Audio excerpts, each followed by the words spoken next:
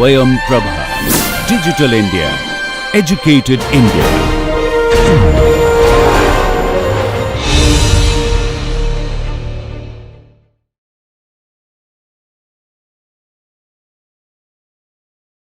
இப்போ இந்த படத்தில் வந்து ஃபோர்காஸ்டிங் அப்படின்றதையும் சிஸ்டம் டிசைன் அப்படிங்கிறதையும் பார்த்தோம்.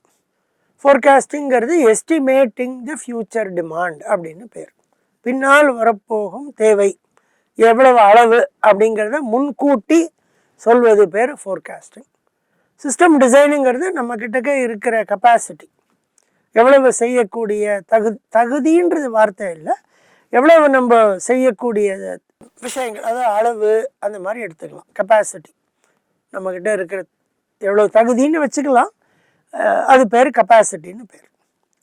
இப்போ இது ரெண்டையும் மீட் பண்ணலாம். நான் முன்னாடி சொன்ன போல் இப்போ ஒரு உதாரணத்துக்கு 10,000 டிமாண்ட் அப்படின்னு வச்சோம்னாக்க சிஸ்டம் டிசைன் ஒரு 8,000 9,000 இருக்கலாம், 11,000 எப்படி வேணால் இருக்கலாம். ஆனால் அது வந்து கொஞ்சம் தான் ஃப்ளக்சுவேட் ஆகும். இந்த ஃபோர்காஸ்ட் வந்து நிறையா ஃப்ளக்சுவேட் ஆகும். அதனால் அது ரெண்டையும் இணைத்து செய்வது பேர் பிளானிங், திட்டமிடுதல். அது பேர் வந்து எப்படி திட்டமிடுறோம்னாக்க எந்தெந்த நேரங்களில் எவ்வளோ அதிகம் பண்ணியோ கம்மி பண்ணியோ இன்வென்ட்ரியில் போட்டு பண்ணுறது, அந்த மாதிரிலாம் இருக்குது.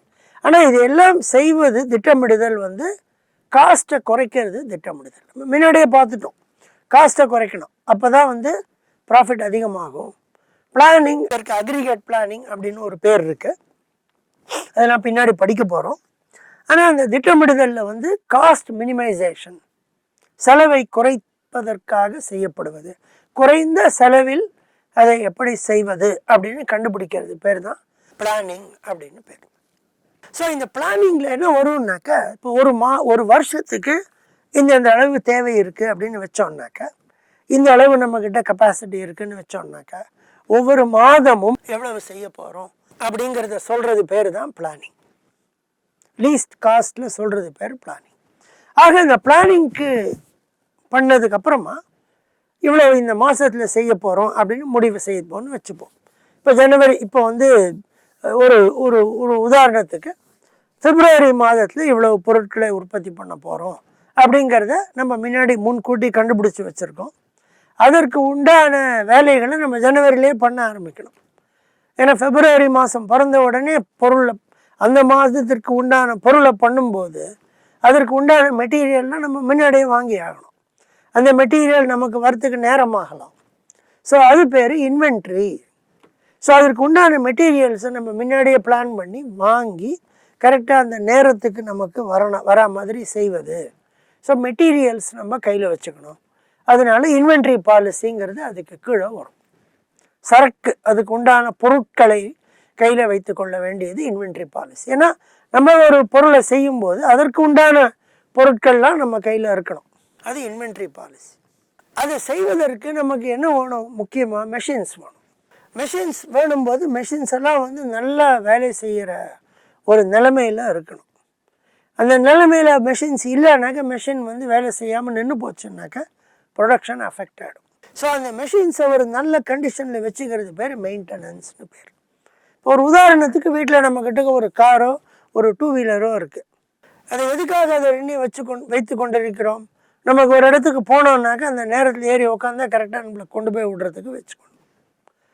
அப்போ நமக்கு தேவைப்படும் போது அது நமக்காக வேலை செய்யும் நிலைமையில் அது இருக்கணும். அது இருப்பதற்காக என்ன பண்ணுறோம், அப்பப்போ சில சமயம் ஒரு மெக்கானிக் கையில் கொடுத்து அதை ரிப்பேர் பண்ணி வச்சுக்கிறோம். சில சமயம் சர்வீஸ் பண்ணி கொஞ்சம் நாள் ஆச்சு பண்ணி கொடுத்துருங்கன்னு சொல்லிட்டு சர்வீஸ் பண்ணி வச்சுக்கிறோம். ரிப்பேர் இல்லாமல் இருந்தால் கூட சர்வீஸ் பண்ணி வச்சுக்கிறோம். அதுக்கு தான் 2 பேர் இருக்குது, ப்ரிவென்டிவ் மெயின்டெனன்ஸ், ரிப்பேர் மெயின்டெனன்ஸ்னு பேர் இருக்குது. ஒரு பொருள் வந்து அதில் பிரச்சனை வந்ததற்கு பிறகு, அது பிரேக் டவுன் ஆனாலோ வேறு ஏதான பிரச்சனை வந்தாலோ அதற்கு பிறகு அதை சரி செய்வது, ரிப்பேர் பண்ணுவது பேர் ரிப்பேர் மெயின்டெனன்ஸ் அப்படின்னு பேர். இதை நிறைய நேரங்களில் ப்ரிவென்டிவ் மெயின்டெனன்ஸ் பண்ணுவோம். இப்போ மெயின்டெனன்ஸ் கான்ட்ராக்ட்னு வச்சுப்போம். இப்போ வீட்டில் ஏசி இருக்குன்னாக்கா அதில் ஒருத்தருக்கு அது கான்ட்ராக்ட் வச்சா அவர் ஒரு 3 மாதத்துக்கு ஒரு தடவை கால் பண்ணி ஏசியை சர்வீஸ் பண்ணிட்டு போனோம் அப்படின்னு சொல்லி சர்வீஸ் பண்ணிட்டு போவாங்க. அந்த மாதிரி பண்ணுவதற்கு பேர் ப்ரிவென்டிவ் மெயின்டெனன்ஸ் அப்படின்னு பேர். இப்போ நம்ம 2 வீலர் சர்வீஸ் பண்ணுறதுக்கு எடுத்துன்னு போய் சர்வீஸ் பண்ணி கொண்டு வரோம். நம்ம சர்வீஸ் பண்ணி எடுத்துன்னு போகிற அன்றைக்கி கூட அதில் ஒரு பிரச்சனையும் இருக்காது, அது பாட்டுக்கு நல்லா ஓடிட்டு தான் இருக்கும். ஆனால் நமக்கு தெரியும் சர்வீஸ் பண்ணணும் அப்படிங்க. ஸோ மெஷின்ஸ் அதே போல் ஃபேக்ட்ரியில் சர்வீஸ் பண்ணி அதை ஒரு தயார் நிலையில் எப்பவும் வைத்து கொண்டிருக்க வேண்டும். அதை நம்ம வச்சுக்கலனாக்கா அந்த மெஷின் வேலை செய்யாமல் போயிடுச்சுன்னா அன்றைக்கி ப்ரொடக்ஷன் பண்ண முடியாது. ரிப்பேர் பண்ணி அதை சரி செய்யும் வரையில் அதை யூஸ் பண்ண முடியாது. அதனால மெயின்டெனன்ஸ் நமக்கு வேணும். அதற்கு அடுத்தது வந்து குவாலிட்டி வேணும், தரமாக இருக்கணும். நம்ம பொருள் முக்கியமான விஷயம், பொருள் செய்யும் பொருள் தரமானதாக இருந்தால் தான் அதை நம்மளால் விற்க முடியும். நம்ம செய்யும் பொருள் தரமாக இல்லாவிட்டால் விற்க முடியாது. பொருள் செஞ்சு அர்த்தம் இல்லை. காம்படிஷன் வந்து தரமான பொருளை செய்து நம்மளோட ஸ்பேஸை எடுத்துட்டுருவாங்க. ஆக குவாலிட்டி ரொம்ப கரெக்டாக இருக்கணும். ஸோ நம்ம என்ன செஞ்சாலும் அதனுடைய குவாலிட்டி வந்து கரெக்டாக வரணும். அப்படிங்கிறதுனால குவாலிட்டி கண்ட்ரோல் ஒரு பக்கம் வரும். மெஷினுக்கு மெயின்டெனன்ஸுக்கும் குவாலிட்டிக்கும் கனெக்ஷன் கொடுத்துருக்கோம். ஏன் கொடுத்துருக்கோம்? மெஷின் கரெக்டாக இருந்து நல்ல ஒரு இதில் இருந்தால் தான் நல்ல தரமான ஒரு பொருளை உற்பத்தி செய்ய முடியும். ஆக இது ரெண்டும் ஒன்றோட ஒன்று ரொம்ப தொடர்பு உடையது. ஸோ உண்டான மெட்டீரியல், மெஷின்ஸ் கரெக்டாக இருக்கணும், குவாலிட்டி கரெக்டாக இருக்கணும். அதெல்லாம் முடித்ததுக்கப்புறமா ஒரு அட்டவணை தயாரிப்போம். இப்போ இந்த பொருளை பண்ணி முடிக்கணும், அதான் ஷெட்யூலிங். இந்த பொருளை பண்ணி முடிக்கணும்னா எந்தெந்த மெஷின் எந்தெந்த நேரத்தில் என்னென்ன செய்யும். இப்போ நம்ம ஒரு காலேஜில் படிக்கிறோம் அப்படின்னாக்கா பின்னாடி நமக்கு வரப்போகிறது ஒரு டிகிரி. அந்த டிகிரியை நம்ம வாங்குவதற்கு உண்டான பரீட்சைகளை எழுதுவதற்காக படிக்கிறோம். அப்போ ஒரு டைம் டேபிள் போட்டு கொடுக்குறாங்க இல்லையா, இந்த செமஸ்டரில் இதை பண்ண போகிறோம், இந்த திங்கட்கிழமை அன்னைக்கு கார்த்தால இந்த சப்ஜெக்டை. இப்போ எம்பிஏ படிக்கிறீங்க ஃபஸ்ட் இயர் அப்படின்னாக்கா இந்த மாதிரி திங்கட்கிழமை அன்னைக்கு ஃபஸ்ட்டு பீரியடில் உங்களுக்கு அக்கௌண்டிங் சப்ஜெக்டு, செகண்ட் பீரியடில் உங்களுக்கு ஸ்டாட்டிஸ்டிக்ஸ், அந்த மாதிரி ஒரு டைம் டேபிள் போடுவது. அந்தந்த நேரத்தில் என்னென்ன பண்ண போகிறோங்கிறது டீட்டெயிலாக கொடுக்கறது பேர் ஷெட்யூல் அப்படின்னு பேர். அதான் ஷெட்யூலிங் அப்படின்னு இங்கே எழுதப்பட்டிருக்கு. எல்லாத்தையும் கொண்டு வந்து செஞ்சு முடித்ததுக்கு அப்புறம்தான் பொருளை உற்பத்தி செய்ய முடியும். அதுதான் ப்ராசஸ் அப்படின்னு காட்டுறோம். ப்ராசஸ்ங்கிற இடத்துல தான் பொருள் ஆக்சுவலாக செய்யப்படுகிறது. அதற்கு மேலே இருக்கிறதெல்லாம் பார்த்திங்கன்னா மேனேஜ்மெண்ட் ஐடியாஸ், மேலாண்மை ஐடியாஸ், ஆப்ரேஷன்ஸ் மேனேஜ்மெண்ட்டினுடைய ஐடியாஸ். அப்புறம் அந்த பொருள் செய்யப்பட்டு கீழே பார்த்திங்கன்னா யூஸ் அண்ட் டிஸ்போஸ். அந்த பொருளை வந்து யூஸ் பண்ணுவாங்க, உபயோகிக்கப்பட்டு அதுக்கப்புறமாக அதை டிஸ்போஸ் பண்ணிடுறோம். அதை நம்ம உபயோகப்படுத்தி முடித்தாச்சு அப்படின்னு சொல்லிட்டு அதை உபயோகப்படுத்தி விட்டு வைத்து விடுகிறோம். டிஸ்போஸ்னால் தூர எறிந்து விடுகிறோம்னு அர்த்தம் வரும். பட் அந்த மாதிரி ஒரு நெகட்டிவ் மீனிங்கில் இல்லை. அந்த பொருளுடைய உபயோகம் முடிந்து விட்டது அப்படின்னு எடுத்துக்கணும். அப்புறம் அந்த பொருளானது டிஸ்போஸ் ஆன உடனே ஒரு லைன் வரும். அந்த டிஸ்போஸ்லேருந்து கீழே இப்படி வந்து மேலே ஆப்பர்ச்சுனிட்டியில் போய் முடியும். அதான் சிஸ்டம்ஸ் வியூ. முடித்த உடனே திருப்பி மேலே அப்படி போயிட்டு இந்த கம்பெனி ஒரு பல வருஷங்கள் ஆனதுக்கப்புறமா யோசித்து இதே பொருளை நம்ம திருப்பி பண்ண போகிறோமா, இல்லை நம்ம பண்ணும் பல பொருட்களில் எதை நம்ம கண்டினியூ பண்ண போகிறோம், எதெல்லாம் நமக்கு வேணான்னு சொல்லிட்டு விட்டுட போகிறோம் அப்படிங்கிறத மறுபடியும் ஆராய்ந்து மறுபடியும் ஒரு ஸ்ட்ராட்டஜியை செய்து அதனுடைய பாலிசிஸை கொண்டு வந்து அதனுடைய ஆப்ரேஷன்ஸ் மேனேஜ்மெண்ட்டை பண்ணுவது. இது நெவர் எண்டிங், இது போயிட்டே இருக்கும். ஸோ இது பேர் தான் சிஸ்டம்ஸ் வியூன்னு பேர். இதுலேருந்து நம்ம என்ன கற்றுக்குறோம்? ஆப்ரேஷன்ஸ் மேனேஜ்மெண்ட் அப்படின்னு பண்ணுறாக இருந்தால் ஒரு பொருளை ஆரம்பிப்பதற்கு முன்னால் என்னெல்லாம் பார்க்கணுங்கிறது இந்த படத்துலேருந்து பார்க்குறோம். Forecasting, capacity, aggregate planning, inventory, scheduling, maintenance, quality. கிட்டத்தட்ட 7 விஷயங்களை நம்ம இதில் பார்க்குறோம். இது எல்லாத்தையும் செஞ்சான்னாக்கா ஆப்ரேஷன்ஸ் மேனேஜ்மெண்ட் அப்படின்னு பார்க்குறோம். இந்த 7 விஷயங்களில் பல முக்கியமான விஷயங்களை இந்த கோர்ஸில் பார்ப்போம். ஃபோர்காஸ்டிங், பிளானிங், இன்வென்ட்ரி, ஷெட்யூலிங், இது 4ம் கண்டிப்பாக பார்ப்போம்.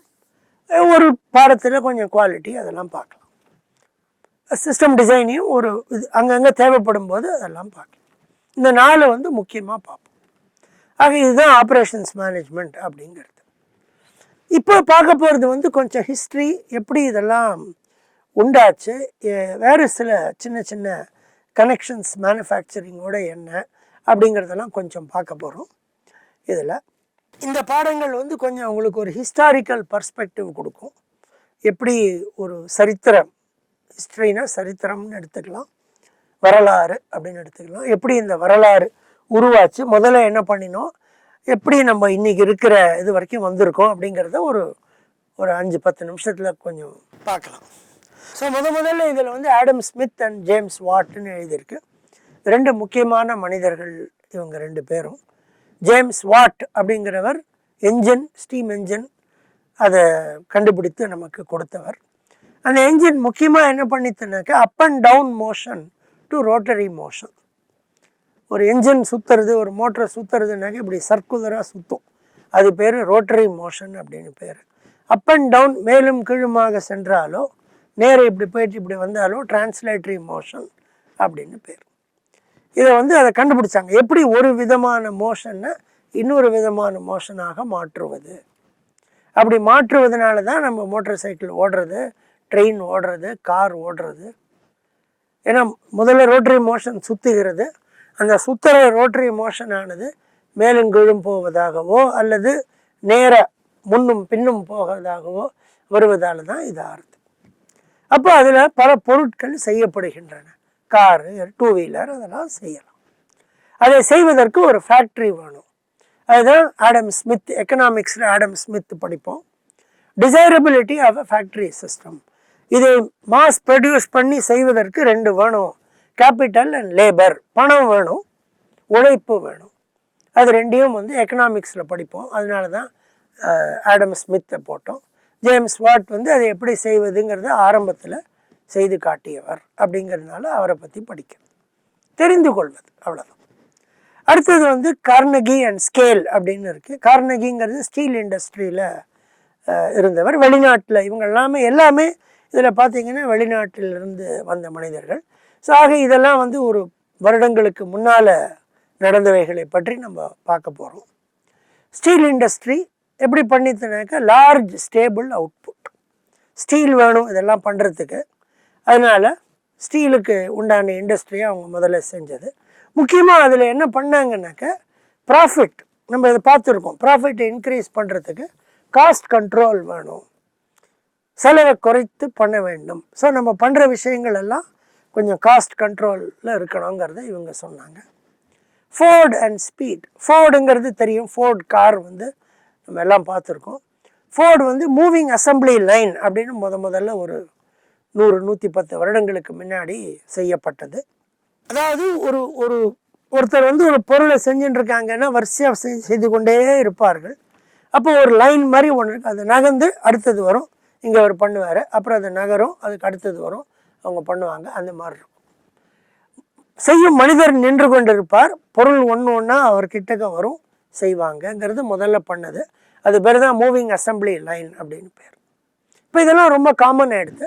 இதெல்லாம் ஆரம்ப காலத்து ஹிஸ்ட்ரி. ஆரம்ப காலத்தில் அந்த அளவு வெரைட்டி கான்சென்ட்ரேட் பண்ணலை. அப்புறமா எல்லாரும் செய்வது போல் வெரைட்டி கான்சென்ட்ரேட் பண்ணி அவங்களும் பண்ணாங்க. ஆனால் முக்கியமாக அவங்க என்ன கண்டுபிடிச்சாங்கன்னாக்கா ஸ்பீடு கொடுத்தாங்க.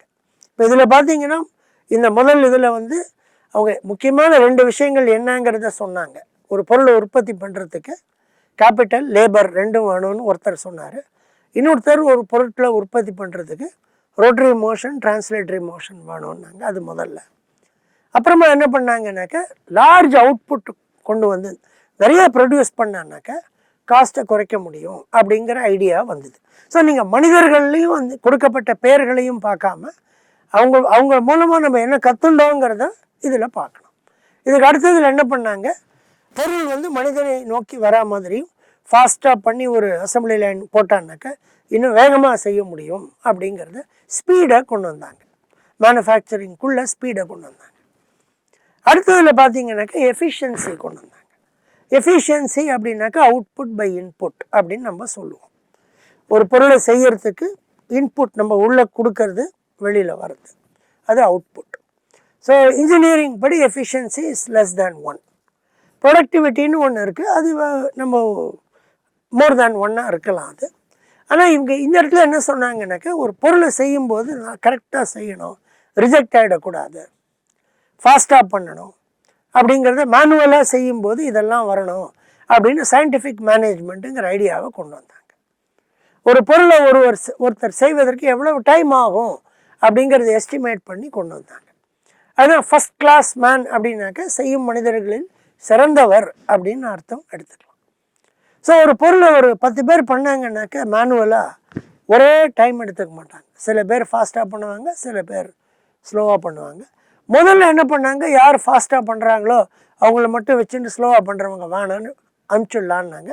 அப்புறம் அந்த மாதிரி செய்யக்கூடாது. மனிதர்களுக்குள்ள ஒரு இன்ஹெரண்ட் வேரியபிலிட்டி இருக்குது. சிலரால் வந்து வேகமாக செய்ய முடியும், சிலரால் அந்த அளவு வேகமாக செய்ய முடியாது. அந்த வேகமான செய்ய முடியாதவர்களை வந்து நம்ம தண்டிப்பது வந்து சரியில்லை. அவங்க முதல்ல என்ன பண்ணாங்க, அவங்கள கொஞ்சம் கம்மியாக சம்பளம் கொடுன்னாங்க. அந்த மாதிரிலாம் பண்ணக்கூடாது. ஒரு பேஸ் சம்பளத்தை வச்சுட்டு அதை விட ஃபாஸ்ட்டாக யார் செய்கிறாங்களோ அவங்கள ரிவார்ட் பண்ணலாம் அப்படிங்கிற மாதிரி மெதுவாக இதெல்லாம் எவால்வ் ஆச்சு. அது பேர் தான் சயின்டிஃபிக் மேனேஜ்மெண்ட். அதை கேண்ட்னு ஒருத்தர் பண்ணார். கேண்ட் சார்ட்னு படிப்போம், அவர் பண்ணார். அவர் தான் என்ன பண்ணார், மினிமம் மணி ப்ளஸ் போனஸ் அப்படின்னாங்க. எல்லாருக்கும் ஒரு சம்பளம், ஃபாஸ்ட்டாக நல்லா செய்தான்னாக்க கொஞ்சம் அதிகமான சம்பளம் அப்படின்னாங்க. அதுக்கு முன்னாடி வரைக்கும் அது பேர் கேரட் அண்ட் ஸ்டிக்குன்னு பேர். கேரட்னாக்கா உங்களுக்கு பணம் கொடுக்கறது, முயலுக்கு வந்து சாப்பிடுவதற்கு கேரட். ஸ்டிக்குனாக்கா அடிப்பதுன்னு அர்த்தம், அதாவது வேலையிலேருந்து நீக்குவது, அந்த மாதிரி அர்த்தத்தில் வச்சுக்கலாம். அது மாதிரி பண்ணிட்டு இருந்தாங்க. அது மாதிரி பண்ணக்கூடாது. ஒருத்தர் வேலையில் இருந்தாங்கன்னா இவ்வளோ செய்யணும்னு நிர்ணயம் பண்ணிடணும். அது எல்லாருக்கும் சமமாக செய்யக்கூடிய ஒரு நம்பராக இருக்கணும். எஃபிஷியண்ட்டாக பண்ணுறவங்களுக்கு கொஞ்சம் அதிக சம்பளம் கொடுக்கலாம் அப்படிங்கிற ஐடியாவில் கொண்டு வந்தாங்க. அதுக்கப்புறம் என்ன பண்ணாங்க, மோஷன் ஸ்டடி அப்படின்னு கொண்டு வந்தாங்க. பொருளை மேனுவலாக செய்யும்போது ஒரே இடத்துல உட்காந்து பண்ணுறாங்களா, அது மாதிரிலாம் பண்ணும்போது முதுகில் பிரச்சனை வரலாம். இல்லை வேறு மாதிரி எடுக்கிறது, அந்த மாதிரி அதை ஒர்க்கை பிரித்தாங்க. பிரிச்சுட்டு என்ன பண்ணாங்க, சில மூமெண்ட்ஸ் எல்லாம் கொஞ்சம் குறைச்சோன்னாக்க ஃபாஸ்ட்டாக பண்ண முடியும் அப்படின்னு. அதெல்லாம் தான் motion study, micro motion study அப்படின்னு. அது வந்து கில்பிரெத் அப்படின்னு 2 பேர் பண்ணாங்க. ஃப்ராங்க்லின் அண்ட் லில்லியன் கில்பிரெத் அப்படின்னு 2 பேர் பண்ணாங்க. அதான் லில்லியனுங்கிற பேர் அதில் இருக்குது. இந்த கில்பிரெத்துங்கிறத திருப்பி போட்டிங்கன்னா தர்பிளிக்னு வரும். ஸோ அவங்க பண்ணின இதுக்கு தர்பிளிக்ஸ்னு பேர். அவங்க அதை மைக்ரோ மோஷனில் பண்ண பேர் தர்பிளிக்ஸ்னு பேர். கில்பிரெத்துங்கிற பேர்லேருந்து வந்தது அது. இந்த மாதிரி பண்ணாங்க. இப்போ இதுக்கு அடுத்தது நம்ம என்ன பார்க்க போகிறோம்னாக்க, நம்ம ரிக்குவயர்மெண்ட்ஸ் ஆஃப் மேனுஃபேக்சரிங்கில் நம்ம பார்த்தோம். அதாவது இங்கே வரும், அது இங்கே மறுபடியும் அதை நான் காமிக்கிறேன். ஸோ நம்ம இந்த ஸ்லைடை முன்னாடியே பார்த்துருக்கோம். ஸோ இந்த ஸ்லைடில் நம்ம என்ன சொன்னோம்னாக்க, நிறைய வெரைட்டி ப்ரொடியூஸ் பண்ணணும், ப்ரொடக்ஷன் டைம் கம்மியாக இருக்கணும், ப்ரொடக்ஷன் பேட்ச் சின்னதாக இருக்கணும், குவாலிட்டி வந்து ஃப்ளாலெஸ்ஸாக இருக்கணும், குற்றமற்றதாக இருக்கணும் அப்படிங்கிற 4 பாயிண்ட்டை பார்த்தோம். அதுக்கப்புறமா நிறைய விஷயங்களை பார்த்தோம். ஸோ இந்த காலப்போக்கில் ஒரு கடந்த 60-80 வருஷங்களாக எந்த மாதிரி மாற்றங்கள் வந்திருக்கு ப்ரொடக்ஷனில், இதெல்லாம் மீட் பண்ணுவதற்கு அப்படிங்கிறத நம்ம ஒரு 3-4 ஸ்லைடில் குவிக்காக பார்க்க போகிறோம். இது எல்லாமே முன்னுரைக்குள்ளே தான் வருது. இன்னும் நான் சப்ளை செயின் மேனேஜ்மெண்ட் மாடல்ஸோ இல்லை ஃபோர்காஸ்டிங்குள்ளே இருக்கிற டீட்டெயில்ஸ்க்கோ நான் இன்னும் வரல. அது இன்னும் மெதுவாக இதை முன்னுரையை ஒரு ஸ்டேஜில் கொண்டு வந்து வச்சுட்டு அதுக்கப்புறமாக நம்ம அது எல்லாத்தையும் படிப்போம். சில கணக்குகள் மூலமாகவும், ப்ராப்ளம் சால்வ் பண்ணியும், எக்ஸாம்பிள்ஸ் மூலமாகவும், உதாரணங்கள் மூலமாகவும், நியூமரிக்கல் மூலமாகவும் நிறைய விஷயங்களை படிப்போம். ஆனால் இப்போ முன்னுரையில் வந்து நான் கான்செப்ட்ஸ், ஐடியாஸை மட்டும் இப்போது உங்களுக்கு சொல்லிக்கொண்டு இருக்கிறேன். ஸோ இந்த ரிக்குவயர்மெண்ட்ஸை மீட் பண்ணுவதற்கு எப்படி மாற்றங்கள் உண்டாச்சு பல வருடங்களாக அப்படிங்கிறத இப்போ படிக்க போகிறோம். ஒரு 3-4 ஸ்லைடில் அதை பார்க்க போகிறோம். ஸோ ட்ரெடிஷ்னல் அப்ரோச்சஸ் முதல்ல எப்படி இருந்தது அப்படிங்கிறத இந்த ஒரு 3-4 புல்லட்டில் உங்களுக்கு நான் காட்டுறேன்.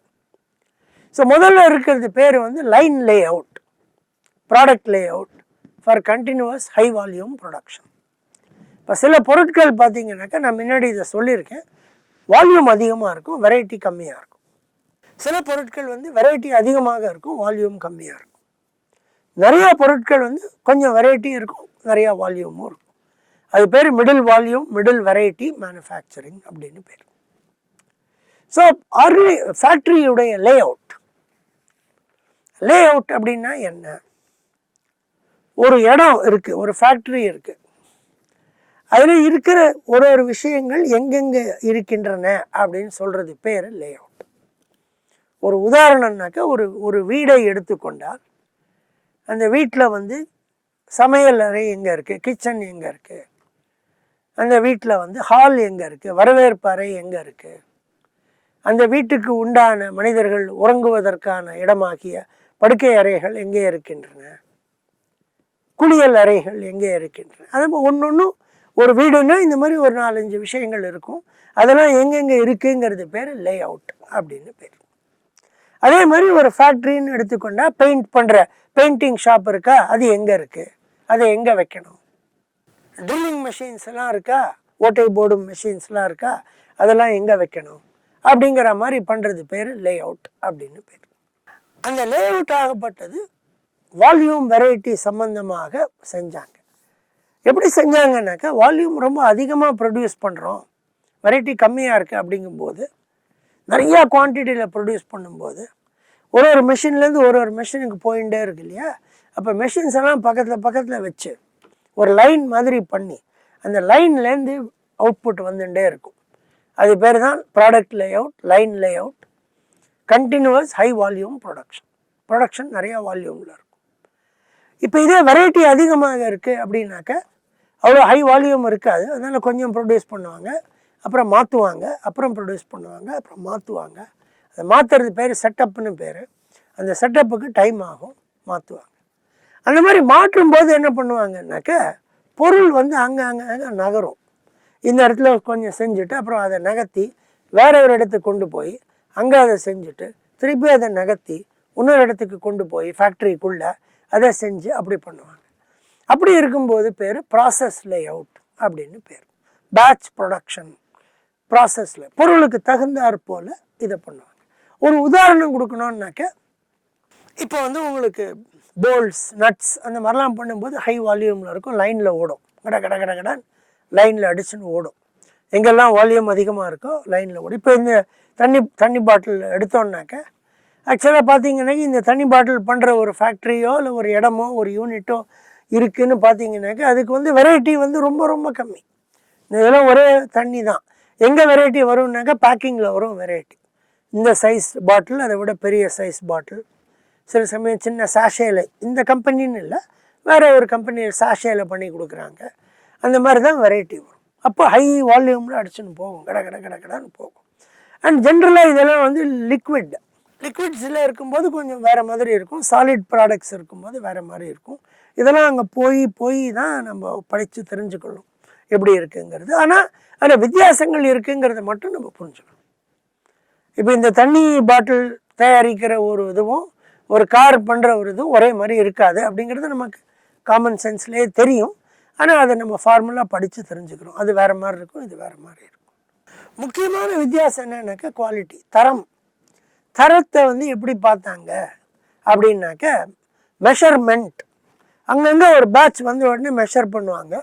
கன்ஃபார்மன்ஸ் டு ஸ்பெசிஃபிகேஷன், தரத்தை நிர்ணயம் பண்ணி ஒரு நம்பர் இருக்கும். இந்த இதுன்னா இந்த டைமென்ஷனில் இருக்கணும், ஒரு சின்ன டாலரன்ஸ் இருக்கும், இதுலேருந்து இதுக்குள்ளே இருக்கலாம் அப்படின்னு டாலரன்ஸ் இருக்கும். ஆனால் அந்த ஸ்பெசிஃபிகேஷனுக்குள்ளே இருக்கணும். அது பேர் கன்ஃபார்மன்ஸ் டு ஸ்பெசிஃபிகேஷன்.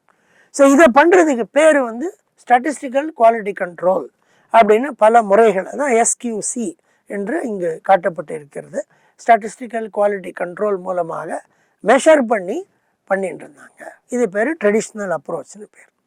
அப்புறமா மாற்றங்கள் எப்படி வந்ததுன்னாக்க, கிட்டத்தட்ட இதில் 3 உதாரணம் இதில் காண்பிக்கப்பட்டிருக்கு. இன்னும் பல மெத்தட்ஸ் இருக்குது. ஒரு டிஸ்கஷனுக்காக இந்த 3 இங்கே காண்பிக்கப்பட்டிருக்கு. ஸோ முதல்ல வந்த மாற்றம், ஃபேக்ட்ரிக்குள்ளே வந்த மாற்றம் என்னன்னாக்கா, குரூப் டெக்னாலஜி, செல்லுலர் மேனுஃபேக்சரிங் அப்படிங்கிற விஷயங்களை கொண்டு வந்தாங்க. இதெல்லாம் வந்து நான் முன்னுரையில் உங்களுக்கு கொடுத்துட்டுருக்கேன். சாதாரணமாக இதெல்லாம் வந்து ஒரு ஆப்ரேஷன்ஸ் மேனேஜ்மெண்ட் கோர்ஸில் இன்ட்ரோடக்ஷனில் வரும், டாபிக்ஸில் வராது. ஒரு ஆப்ரேஷன்ஸ் மேனேஜ்மெண்ட் கோர்ஸ் அப்படின்னாக்க அது ஃபோர்காஸ்டிங், பிளானிங், ஷெட்யூலிங், இன்வென்ட்ரி அந்த மாதிரி வரும். ஒரு சப்ளை செயின் மேனேஜ்மெண்ட் கோர்ஸ் அப்படின்னாக்க வேறு மாதிரி வரும், குளோபலைசேஷன், நெட்வொர்க் டிசைன், கொஞ்சம் இன்வென்ட்ரி அந்த மாதிரி வரும். இதெல்லாம் வந்து மேனுஃபேக்சரிங் சம்பந்தமாக படிக்கும்போது தான் இதெல்லாம் வரும். அதனால் இதை வந்து முன்னுரையில் கொடுத்துட்டுருக்கேன். இப்போ ஃபேக்ட்ரிஸ்லாம் எப்படி இருந்தது, எந்த மாதிரி லே அவுட்ஸ் இருந்தது, அதெல்லாம் எப்படி மாற்றினாங்க, மெத்தட்ஸ் வந்து எப்படி காலப்போக்கில் மாறித்து அப்படிங்கிறத பற்றி இப்போ சொல்லிட்டுருக்கேன். ஸோ முதல்ல குரூப் டெக்னாலஜி, செல்லுலர் மேனுஃபேக்சரிங் அப்படின்னாங்க. இதில் என்ன பண்ணாங்கன்னாக்க, எல்லா இதுக்கும் அப்ளை பண்ண முடியாது, சில பொருட்களுக்கு அப்ளை பண்ண முடியும். இதை ஒரு பொருளை ஒரு நல்ல வால்யூமில் பண்ணுறோம் அப்படின்னாக்க லைன் லேஅவுட் மாதிரியே அது செய்வதற்கு என்ன மெஷின்ஸ்லாம் வேணுமோ அதெல்லாம் பக்கத்தில் கொண்டு வந்தாங்க. பக்கத்தில் கொண்டு வந்ததுனால ஒரு மிஷின்லேருந்து இன்னொரு மிஷினுக்கு கொண்டு போகிறது ரொம்ப ஈஸியாக போச்சு. ஒரு பொருளை இங்கே ப்ரொடியூஸ் பண்ணிவிட்டு அப்படி இதில் தூக்கி போட்டோன்னா அது அங்கே போய் கீழே விடும், அடுத்த ஆள் அதை எடுத்து அதை பண்ணி அனுப்புவாங்க.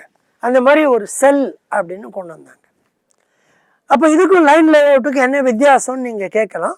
இந்த செல்லுங்கிறதுல வந்து கொஞ்சம் வெரைட்டியும் செய்ய முடியும். லைன் லேஅவுட்டில் ரொம்ப கம்மியாக தான் வெரைட்டி செய்ய முடியும். ஸோ இந்த செல்லுன்னு ஒன்று நடுவில் ஒன்று கொண்டு வந்தாங்க. லைன் லேஅவுட்டுக்கும் ப்ராசஸ் லேஅவுட்டுக்கும் நடுவில் செல்லுலார் லேஅவுட் அப்படின்னு ஒன்று கொண்டு வந்தாங்க. அதுக்கு பேர் தான் குரூப் டெக்னாலஜி செல்லுலர் மேனுஃபேக்சரிங் அப்படின்னு அதுக்கு பேர். அதில் என்ன பண்ணாங்க, மெஷின்ஸ் எல்லாம் கரெக்டாக கண்டுபிடிச்சி அதை பக்கத்தில் கொண்டு வந்து அதை வந்து ஒரு குடும்பம், ஃபேமிலின்னா குடும்பம், ஃபேமிலிஸ் பார்ட்ஸ் எல்லாத்தையும் ஒரு குரூப் பண்ணி ஒரு குடும்பம் மாதிரி அதை கொண்டு வந்து ஒன்றா செஞ்சு ஒன்றா அனுப்பிச்சு பண்ண ஒரு குடும்பம் அப்படின்னாக்கா மனிதர்கள் ஒன்றாக டுகெதர் இருக்கிறது தான் ஃபேமிலி. அந்த மாதிரி இதெல்லாம் அப்படியே டுகெதர் இருக்கும் அப்படின்னு கொண்டு வந்தாங்க. கொண்டு வந்து முக்கியமாக இதில் 2 விஷயம் பண்ணாங்க. ஓனர்ஷிப் அண்ட் ரெஸ்பான்சிபிலிட்டி அப்படின்னு 2 கொண்டு வந்தாங்க. பொறுப்புனாக்கா ரெஸ்பான்சிபிலிட்டி, நல்ல பொறுப்புடன் இருப்பவர், வெரி ரெஸ்பான்சிபிள் பர்சன். ஓனர்ஷிப்னா இது எனக்கு சொந்தமானது அப்படிங்கிற அதற்கு உண்டான ஒரு தகுதி இருக்குது. இது எனக்கு சொந்தமானது, நான் இதோடைய ஓனர். ஸோ ஓனர்ஷிப்னா அப்போ எப்படி வரும், நான் ஓனர்ஷிப்பாக இருந்தேன்னா அதுக்கு வேணுங்கிறதெல்லாம் நான் செய்வேன். ஸோ இந்த பொருட்களை குரூப் பண்ணி ஒன்றா செய்ய போகிறோம் இந்த ஒரு ப்ராடக்டை பண்ணுறதுக்கு அப்படின்னாக்க அதனுடைய பொறுப்பும் அவருக்கு அந்த செய்யும் மனிதர்கள் கிட்டக்க இருக்குது. அதோட ஓனர்ஷிப், அதோடைய உரிமை, அதோடைய தான் ஓனர் அப்படின்னு நம்ம சொல்கிறோம் இல்லையா, அவர் தான் அதுக்கு சொந்தக்காரர்.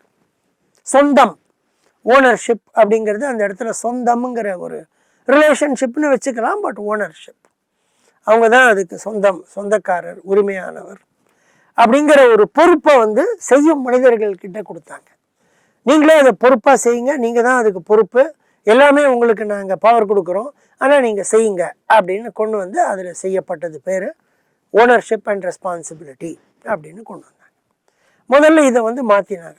பல நாடுகளில் இது மாற்றப்பட்டு இது வந்து ஜெர்மனி போன்ற பல நாடுகள், ஜப்பான் போன்ற பல நாடுகளில் இது செய்யப்பட்டு நம்ம நாட்டில் வந்து இது கிட்டத்தட்ட ஒரு 25-30 வருஷங்களாக நிறையா டிஸ்க்ரீட் பார்ட்ஸ் மேனுஃபேக்சரிங்காரங்கள்லாம் இதை பண்ணுவாங்க.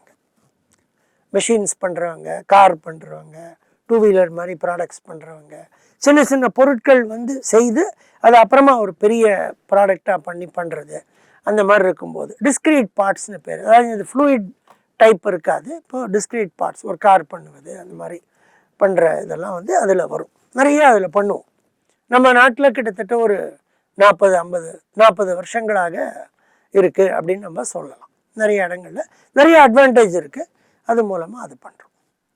அப்புறம் என்ன பண்ண, இதெல்லாம் இந்த குரூப் டெக்னாலஜிங்கிற சமாச்சாரங்கள்லாம் பல வெளிநாடுகளில் 1970களில் ஒரு மாதிரி செய்யப்பட்டு 70கள் 80s 70ஸ்லேருந்து செய்யப்பட்டு இருக்குது. நமக்கும் 80ஸ்லேருந்து நம்ம நாட்டிலையும் இருக்குது. கிட்டத்தட்ட 30-40 வருஷமாக இருக்குது. ரெண்டாவது என்ன பண்ணாங்கன்னாக்கா ஜாப்பனீஸ் மேனேஜ்மெண்ட் சிஸ்டம்ஸ் அப்படின்னு கொண்டு வந்தாங்க. Just in time system, waste elimination, inventory reduction அப்படின்னு. இப்போ வந்து பொருட்களை செய்யறதுக்கு நம்ம பொருட்களை வாங்க வேண்டும் நம்ம முன்னாடியே பார்த்துருக்கோம். முதல்ல என்ன பண்ணாங்க, அதுக்கு சில ஃபார்முலாலாம் இருந்தது, அதெல்லாம் டைரெக்ட் படிக்க போகிறோம். அந்த ஃபார்முலாலாம் எல்லாம் யூஸ் பண்ணி சில சமயங்களில் வந்து ஒரு மாதத்துக்கு நமக்கு என்ன ப்ரொடியூஸ் பண்ணுறோமோ அதுக்கு வேணுங்கிறது எல்லாத்தையும் நம்ம வாங்கி போட்டுருவோம். சில சமயம் 2 மாதத்துக்கு வேணுங்கிறத கூட வாங்கி போட்டுருவோம். அது நம்ம குடும்பங்களில் கூட நீங்கள் சில நேரங்களில் பார்க்கலாம், நிறைய வாங்கி போட்டுருவோம். அதுக்கு பல காரணங்கள் இருக்கலாம்.